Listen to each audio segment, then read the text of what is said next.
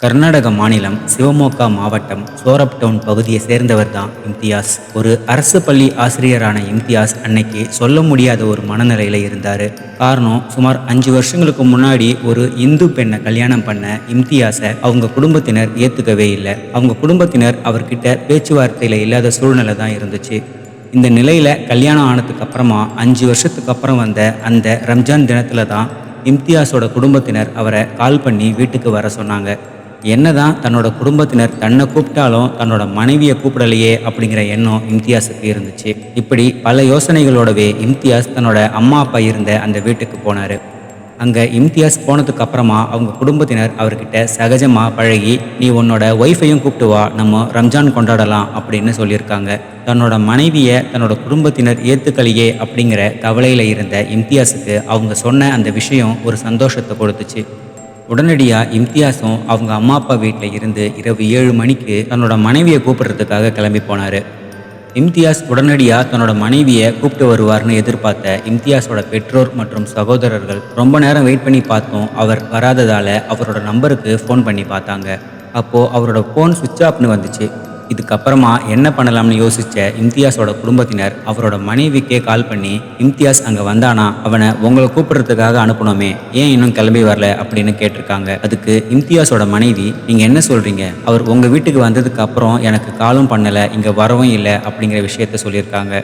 இப்படியா அந்த நாள் இரவு தாண்டி கொஞ்சம் கொஞ்சமாக நள்ளிரவையும் இருந்துச்சு. ஆனாலும் இம்தியாஸ் கிட்ட இருந்து எந்த ஒரு தகவலும் அவங்க குடும்பத்தினருக்கு கிடைக்கவே இல்லை. இம்தியாஸ் வீட்டுக்கு வருவார்னு அவங்க குடும்பத்தினர் அன்னைக்கு இரவு முழுக்க வெயிட் பண்ணி பார்த்தாங்க. ஆனால் கடைசி வரைக்கும் இம்தியாஸ் வரவே இல்லை. இதனால ஜூலை 8 அன்னைக்கு காலையிலேயே போலீஸ் ஸ்டேஷனுக்கு போன இம்தியாஸோட சகோதரர் இம்தியாஸை காணல, அவரை கண்டுபிடிச்சு கொடுங்கன்னு ஒரு கம்ப்ளைண்ட்டை கொடுத்தாரு. கம்ப்ளைண்ட்டை வாங்கிக்கிட்ட போலீஸ் இம்தியாஸை தேடுற வேலைகளை ஆரம்பிச்சாங்க. இதே சமயத்தில் சிவமோகா பகுதியில் இருக்கிற பத்ராவதி டவுன் போலீஸுக்கு ஒரு ஃபோன் கால் வந்துச்சு. அந்த ஃபோன் காலில் சொன்ன தகவல்கள் அடிப்படையில் போலீஸ் உடனடியாக பத்ராவதி கால்வாய் உள்ள பகுதிக்கு போனாங்க. அந்த பகுதியில் பாயினால் சுரட்டப்பட்ட ஒரு 30 வயசு மதிக்கத்தக்க நபரோட சடலம் மர்மமான முறையில் கிடந்துச்சு. இந்த நபர் யாருன்னு விசாரிக்கும் போது இது காணாமல் போன இம்தியாஸ் தான் தெரிய வந்துச்சு.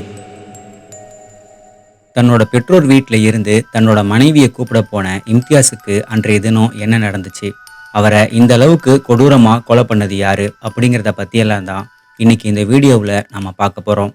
நீங்கள் பார்த்துட்டு இருக்கிறது நடந்தது என்ன.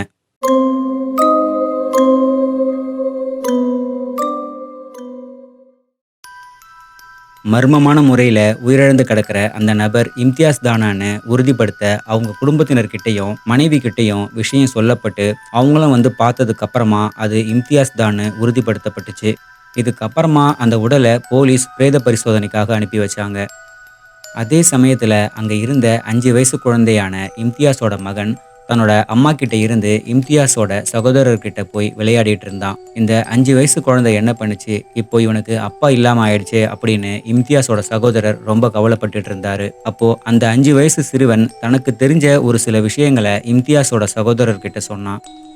அவன் சொன்ன அந்த வார்த்தைகளுக்கு அப்புறமா இம்தியாஸோட சகோதரர் அங்க ரொம்ப பாவமா நின்றுட்டு இருந்த இம்தியாஸோட மனைவிய ஒரு சந்தேக கண்ணோட்டத்தோட பார்த்தாரு.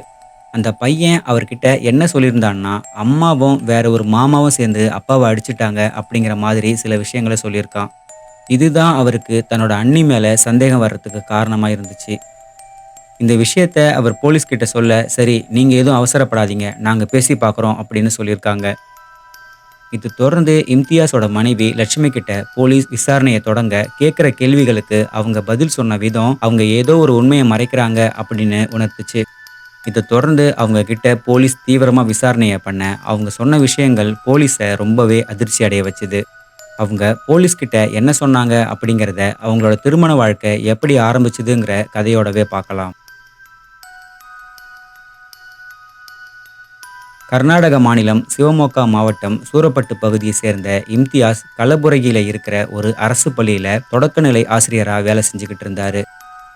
அப்போது அதே ஸ்கூலில் லட்சுமி அப்படிங்கிற இளம்பெண்ணும் ஆசிரியராக வேலை செஞ்சுக்கிட்டு இருந்தாங்க. அந்த ஸ்கூலில் இருந்த பல வயசான எக்ஸ்பீரியன்ஸ் நிறைஞ்ச ஆசிரியர்களுக்கு நடுவில் இவங்க 2 பேர் மட்டும்தான் இளம் ஆசிரியர்களாக அந்த ஸ்கூலில் வேலை செஞ்சுக்கிட்டு இருந்தாங்க. இதனால் இயல்பாகவே இவங்க 2 பேரும் நல்ல நண்பர்களாக இருந்தாங்க. இந்த நட்பு பின்னாடி காதலாகவும் மாறுச்சு. இம்தியாஸ் தான் ஒரு இந்து பெண்ணை விரும்புறதாகவும் அந்த பெண்ணை தான் கல்யாணம் பண்ணிக்க போறதாகவும் தன்னோட குடும்பத்தினர்கிட்ட சொல்ல, அதுக்கு அவங்க வீட்ல இருந்து பலத்த எதிர்ப்பு வந்துச்சு. இதே நிலைமை தான் லட்சுமியோட வீட்லயும். ஒரு இந்துவான நீ எப்படி ஒரு முஸ்லீம் பையனை லவ் பண்ணலாம், அதெல்லாம் ஒத்துக்க முடியாது அப்படின்னு லட்சுமி குடும்பத்தினர் தரப்புல அவங்களுக்கு எதிர்ப்பு தெரிவிக்கப்பட்டுச்சு. அவங்களோட இந்த காதலுக்கு 2 பேர் வீட்லயுமே ஓகே சொல்ல மாட்டாங்க அப்படிங்கிறத கொஞ்சம் கொஞ்சமா லட்சுமியும் இம்தியாஸும் புரிஞ்சுக்க ஆரம்பிச்சாங்க. குடும்பத்தாருக்கு விருப்பமே இல்லைனாலும் அவங்களோட எதிர்ப்பை மீறி கல்யாணம் பண்ணணும் அப்படிங்கிற முடிவுக்கு அவங்க 2 பேருமே வந்தாங்க. இது தொடர்ந்து 2011வது வருஷம் ரிஜிஸ்டர் ஆஃபீஸ்ல இவங்களுக்கு திருமணம் நடந்துச்சு. அதுல முழுக்க முழுக்க இவங்க 2 பேருடைய நண்பர்கள் மற்றும் கூட வேலை செய்யக்கூடிய சக ஆசிரியர்கள் மட்டுமே கலந்துக்கிட்டாங்க. இந்த இடத்துல இருந்து இவங்க 2 பேருக்குமே தங்களோட குடும்பத்தினர் கூட இருந்த பேச்சுவார்த்தை அப்படியே ஸ்டாப் ஆயிருக்கு. இவங்க மதம் மாறி கல்யாணம் பண்ணிக்கிட்டாங்க அப்படின்னு இவங்க இருந்த பகுதியில பல பேர் இவங்கள ஆச்சரியமாகவும், ஒரு சில பேர் இவங்கள பெருமையான நபர்களாகவும் பார்த்தாங்க. இப்படி இவங்களோட திருமண வாழ்க்கை எந்த பிரச்சனையுமே இல்லாம ரொம்ப சந்தோஷமா போச்சு. அதுக்கு அடையாளமா இவங்களுக்கு ஒரு ஆண் குழந்தையும் பொறந்துச்சு. இந்த நிலையில தான் இவங்களோட வாழ்க்கையில ஒரு முக்கியமான திருப்புமுனை நடந்துச்சு. இவங்க 2 பேருமே ஒண்ணா வேலை செஞ்சுக்கிட்டு இருந்த அந்த கலப்புரகி கவர்மெண்ட் ஸ்கூல்ல இருந்து வெவ்வேறு ஸ்கூல்களுக்கு போறதுக்கான டிரான்ஸ்ஃபர் ஆர்டர் அவங்களுக்கு வந்திருந்துச்சு. இதன் அடிப்படையில இம்தியாஸ் சொரப் தாலுகா தெலகுந்தா கிராமத்துல இருக்கிற ஒரு அரசு பள்ளிக்கும், லட்சுமி பத்ராவதி பக்கத்துல அந்தகரங்கே பகுதியில இருக்கிற ஒரு அரசு பள்ளிக்கும் இடமாறுதல் செய்யப்பட்டாங்க. இதுக்கப்புறம் இம்தியாஸும் அவங்க மனைவி லட்சுமியும் ஏற்கனவே வாழ்ந்துகிட்டு இருந்த வீட்டை காலி பண்ணிட்டு பத்ராவதி டவுன் ஜன்னாபுரா பகுதியில ஒரு வீட்டை வாடகைக்கு எடுத்து குடியேறினாங்க. அது வரைக்கும் ஒண்ணா வீட்ல இருந்து வேலைக்கு போன அவங்க டிரான்ஸ்ஃபர் ஆனதுக்கு அப்புறமா வெவ்வேறு பகுதிகளில் உள்ள அவங்க வேலை செய்யக்கூடிய ஸ்கூலை நோக்கி போக ஆரம்பிச்சாங்க. அப்படி ஒரு நாள் லட்சுமி தான் வேலை செய்யக்கூடிய ஸ்கூலுக்கு போகும்போது வழியில வந்த ஒரு நபரை பார்த்து அப்படியே ஸ்டாப் ஆகி போனாங்க. இந்த நபரை நம்ம எங்கேயோ பார்த்துருக்கோமே, பழகிருக்கோமே அப்படின்னு அவங்க யோசிக்கும்போது அந்த நபர் லட்சுமி கிட்ட வந்து, என்ன யோசிச்சுட்டு இருக்க, என்னை யாருன்னு இன்னும் தெரியலையா, நான் தான் உன் கூட ஸ்கூல்ல உன்னோட கிளாஸ்ல ஒண்ணா படிச்ச கிருஷ்ணமூர்த்தி அப்படின்னு அந்த நபர் லட்சுமி கிட்ட சொல்லியிருக்காரு. அவசர அவசரமா ஸ்கூலுக்கு போயிட்டு இருந்த லட்சுமி அப்போதைக்கு அவர்கிட்ட ஒரு சில வார்த்தைகள் மட்டும் பேசிட்டு, சரி டீட்டெயிலா பேசலாம் அப்படின்னு அவங்க 2 பேருமே மொபைல் நம்பரை ஷேர் பண்ணிக்கிட்டாங்க. இதுக்கப்புறமா அன்றைய தினம் நீண்ட நாள் கழிச்சு ஸ்கூல் ஃப்ரெண்டை சந்திச்ச மகிழ்ச்சியில இருந்த லட்சுமி அவர்கிட்ட ஃபோன்ல தங்களோட ஸ்கூல் டேஸ் மெமரிஸை பேசி ரொம்ப சந்தோஷப்பட்டிருக்காங்க. அப்படி பேசும்போது அந்த கிருஷ்ணமூர்த்தியும் லட்சுமி தங்கியிருந்த வாடகை வீட்டுக்கு பக்கத்துல தான் வீடு எடுத்து தங்கியிருக்காரு அப்படிங்கிறது தெரிய வந்துச்சு. இந்த இடத்துல தான் சிக்கல் ஆரம்பிச்சுது. பள்ளி தோழர்களான அவங்க 2 பேரும் அந்த நட்பை அப்படியே கண்டினியூ பண்ணியிருந்தாங்கன்னா அது ஒரு அழகான விஷயமா இருந்திருக்கும். ஆனா அவங்க அதை ஒரு அசிங்கமான விஷயமா மாத்தினாங்க. எஸ், அவங்களுக்கு இடையில ஒரு இல்லீகல் அஃபேர் உருவாக ஆரம்பிச்சுது. தன்னோட மனைவி முன்னாடியை விட இப்போ அதிகமாக ஃபோன் யூஸ் பண்ணுறாங்க அப்படிங்கிறத இம்தியாஸ் கவனிச்சிருக்காரு. ஆனால் அவர் அதை ஒரு சாதாரண விஷயமா எடுத்திருக்காரு. இந்த நிலையில தான் ஒரு நாள் இம்தியாஸோட மகன் அவர்கிட்ட வந்து இன்னைக்கு ஒரு மாமா வீட்டுக்கு வந்ததாகவும் அவர் அம்மா கிட்ட பேசிட்டு இருந்ததாகவும் சொல்லியிருக்கான். என்னன்னு லட்சுமி கிட்ட கேட்கும்போது அதெல்லாம் ஒன்றும் இல்லை அப்படின்னு லட்சுமி அந்த விஷயத்த ஸ்கிப் பண்ண ட்ரை பண்ணியிருக்காங்க. அப்பதான் இம்தியாஸ் லட்சுமி ஏதோ உண்மையை மறைக்கிறாங்க அப்படின்னு சந்தேகப்பட ஆரம்பிச்சாரு. இதுக்கப்புறமா லட்சுமிக்கு தெரியாம அவங்களோட மொபைலை எடுத்து பார்க்கும்போது அவங்க கிருஷ்ணமூர்த்தி அப்படிங்கிற பள்ளி தோழர்கிட்ட ரொம்ப பர்சனலா பேசி சேட் பண்ணியிருக்கிறது தெரிய வந்துச்சு. இதனால கோவப்பட்ட இம்தியாஸ் உடனடியா இந்த விஷயத்த லட்சுமி கிட்ட கேட்க அவங்களுக்கு இடையில சண்டை நடந்துச்சு. இம்தியாஸ் கோவப்படுறாருன்னு தெரிஞ்சதுக்கு அப்புறமா சரி இனிமே நான் என்னோட அந்த ஸ்கூல் ஃப்ரெண்டு கிட்ட பேச மாட்டேன் அப்படின்னு இம்தியாஸை சமாதானப்படுத்தியிருக்காங்க. ஆனா இம்தியாஸ் வீட்ல இல்லாத சமயங்கள்ல கிருஷ்ணமூர்த்தி இம்தியாஸோட வீட்டுக்கு வராரு அப்படிங்கிறது அந்த பகுதியில இருந்த ஒரு சிலர் மூலமா இம்தியாஸுக்கு தெரிய வந்திருக்கு. இதனால இம்தியாஸுக்கும் லட்சுமிக்கும் இடையில அடிக்கடி சண்டைகள் ஏற்பட ஆரம்பிச்சுது. இம்தியாஸ் எவ்வளவோ சொல்லியும் லட்சுமி கிருஷ்ணமூர்த்தி கூட இருந்த உறவை கைவிடாமையே இருந்திருக்காங்க. இம்தியாஸ் தன்னை கண்டிக்கிறது லட்சுமிக்கு ஒரு பெரிய எரிச்சலை உண்டு பண்ணியிருக்கு. இம்தியாஸ் தான் தன்னோட சந்தோஷத்துக்கு குறுக்க இருக்காரு, அவர் இல்லாம ஆக்கிட்டா கிருஷ்ணமூர்த்தி கூட சந்தோஷமா இருக்கலாம்னு லட்சுமி யோசிக்க ஆரம்பிச்சாங்க.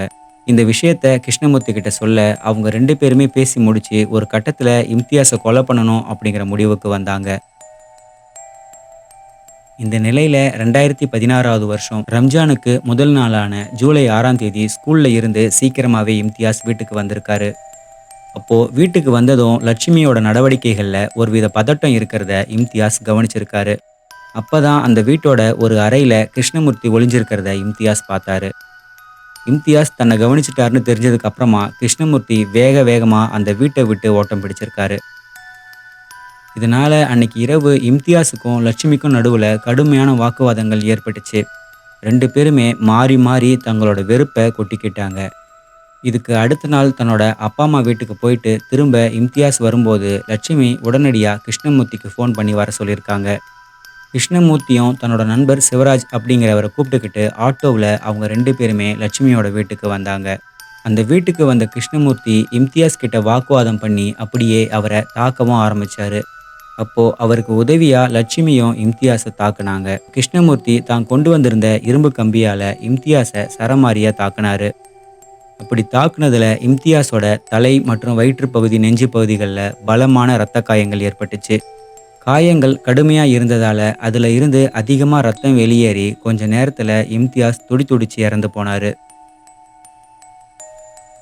இதுக்கப்புறம் நள்ளிரவு வரைக்கும் அதே வீட்டில் வெயிட் பண்ணி பார்த்துட்டு அதுக்கப்புறம் இம்தியாஸோட உடலை ஒரு பாயில சுற்றி கயிறு வச்சு கட்டி கிருஷ்ணமூர்த்தியும் சிவராஜும் அந்த வீட்டில் இருந்து ஆட்டோவில் அந்த டெட் பாடியை தூக்கிட்டு கிளம்புனாங்க. நேராக பத்ராவதி கால்வாய் உள்ள பகுதியில் உள்ள பாலத்துக்கு போன அவங்க கொண்டு வந்த டெட் பாடியை அந்த பாலத்துக்கு கீழே தூக்கி போட்டாங்க. இதுக்கப்புறம் இம்தியாஸோட சகோதரரும் அவங்க அம்மா அப்பாவும் லட்சுமிக்கு ஃபோன் பண்ணும்போது லட்சுமி தனக்கு எதுவும் தெரியாத மாதிரி அவங்க கிட்ட ஆக்ட் பண்ணியிருக்காங்க. லட்சுமி இந்த எல்லா விஷயங்களையும் சொன்னதுக்கு அப்புறமா லட்சுமி, கிருஷ்ணமூர்த்தி, சிவராஜ் இவங்க 3 பேருமே கைது செய்யப்பட்டாங்க. இவங்களுக்கு எதிராக குற்றப்பத்திரிகை தாக்கல் செய்யப்பட்டு இந்த வழக்கு பத்ராவதி கோர்ட்டில் நடந்துச்சு.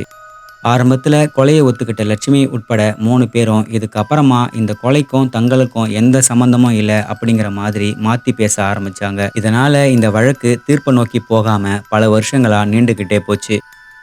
ஆனால் இம்தியாஸை கிருஷ்ணமூர்த்தியும் லட்சுமியும் சேர்ந்து தான் கொலை பண்ணாங்க அப்படிங்கிறதுக்கு பல வலுவான ஆதாரங்கள் கோர்ட்டில் சமர்ப்பிக்கப்பட்டதால் அதன் அடிப்படையில் இந்த வழக்கு கொஞ்சம் கொஞ்சமாக தீர்ப்பை நோக்கி போச்சு.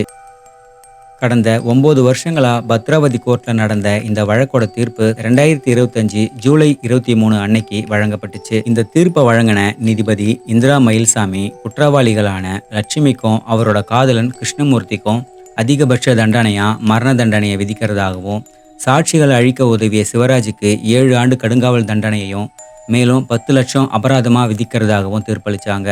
இந்த அபராத தொகை கொலை செய்யப்பட்டவரோட தாய்க்கு நிவாரணமாக வழங்க நீதிபதி உத்தரவிட்டார். மரண தண்டனை விதிக்கப்பட்டதுமே தீர்ப்பை கேட்ட லட்சுமி கோர்ட்லேயே கதறி அழுதாங்க. கிருஷ்ணமூர்த்தி மாதிரியான ஒரு மோசமான நபர் மட்டும் லட்சுமியோட வாழ்க்கையில வராம இருந்திருந்தா மதம் மாதிரி கல்யாணம் பண்ணிக்கிட்ட இவங்களோட வாழ்க்கை பல பேருக்கு முன்னுதாரணமா சொல்லக்கூடிய ஒரு வாழ்க்கையா இருந்திருக்கும். ஆனா எப்படி வாழக்கூடாது அப்படிங்கிறதுக்கு லட்சுமி முன்னுதாரணமா மாறினது தான் அவங்க வாழ்க்கையில நடந்த மிக மோசமான ஒரு திருப்பு முனை.